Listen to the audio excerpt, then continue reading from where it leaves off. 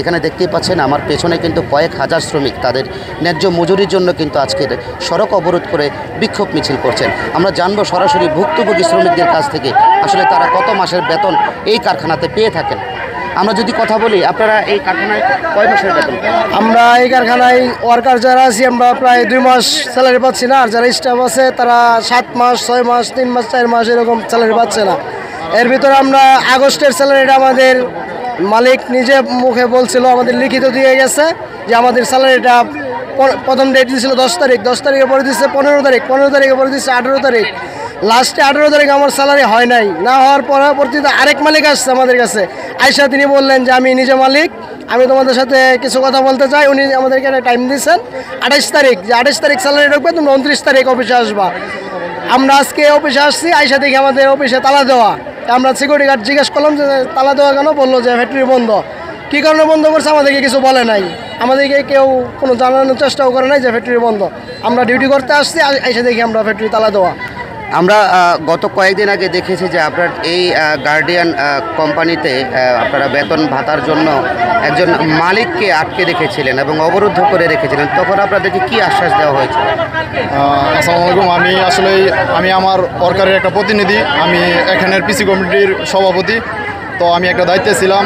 তো ওনাদের কাছ থেকে আমি আজকে প্রায় 6 মাস ধরে আমাদের স্যালারি সমস্যা, 1 বছর ধরে স্যালারি সমস্যা।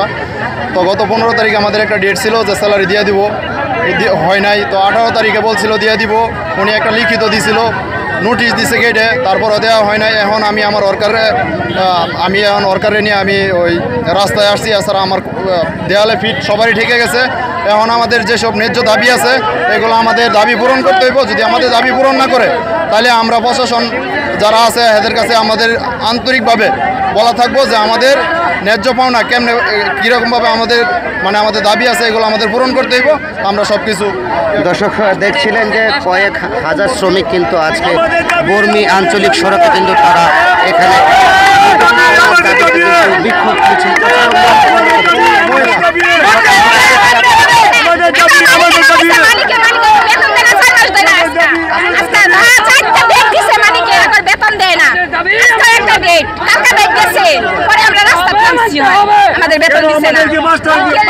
কেন দেওয়া হলো? আমরা আমাদের ডিজিএম স্যার 15 তারিখে ডেট দিচ্ছে, এই ডেটটা কেন হলো? আজকে 2 মাস হয়ে যেতে থেকে বেতন পাই না কেন? হ্যাঁ করছিলাম, তখন বলছে আজকে গতকালকে 28 তারিখে দিবে, মানে আজকে ডেট ছিল, সরকারি বন্ধ দেখে গতকালকে দিছে।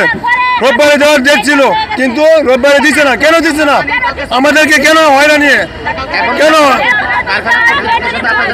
না? কোনো কথা নাই তাদের সাথে। ফোন দিলে ফোন ধরে না, ফোন ধরে ফোন রিসিভ করে না। আমাদের বেতন এখনো দেওয়া হচ্ছে না, খালি ডেট দিতে আছে তারা অজুহাত দিয়ে আইতেছে। সড়কে কখন আসছেন আপনারা? সকালে আমরা আসছি সকালে কিছুক্ষণ, মানে 7টার দিকে, 8টা 8:30টার দিকে আসছি। কারখানা কর্তৃপক্ষ কি বলছে আপনাদের বেতন দিয়ে দিবে? না, কিছু বলে না, এখনো কিছু জানা হয় নাই। কালকে 18 তারিখ গেছে, কালকে দিবার কথা। আজকে আঙ্গর ফ্যাক্টরি খোলা, আজকে কেন গেটে তালা ঝুলানো? আজকে আঙ্গর কালকে দিতে পারছে না। আজকে আমরা 7টার দিকে আসি, এদিকে গেট তালা ঝুলানো। তা আমরা রাস্তা নামাইছি, গেটা তারাই তো নামাইছে আঙ্গরটা রাস্তা। 2 মাসে বেতন পাই, বেতন দানে বেতন লেগে ঘুরায় এই সব মানে পড়াশোনা এই সব মানে, ঠিক আছে, আমরা আন্দোলন করতেছি বেতন লিয়া আর কি কর মালিকে কি কর। দর্শক শুনছিলেন যে এখানকার কারখানার শ্রমিকরা যে তাদের ন্যায্য মজুরির জন্য কিন্তু সকাল থেকেই বর্মি এবং শ্রীপুর আঞ্চলিক সড়কের মধ্যে তারা অবস্থান করে আন্দোলন করছিল। এই শ্রমিকদের বেতনের জন্য কিন্তু আমরা দেখেছি যে দীর্ঘদিন ধরে শ্রমিকরা কিন্তু বেতনের জন্য তারা কারখানার কর্তৃপক্ষের পেছন কিন্তু তারা করছেন। তবে আজকেই কারখানার শ্রমিকরা বেতন না পেয়ে সড়কে আঞ্চলিক সড়কের মধ্যে কিন্তু আন্দোলন করতে তারা বাধ্য হয়েছেন।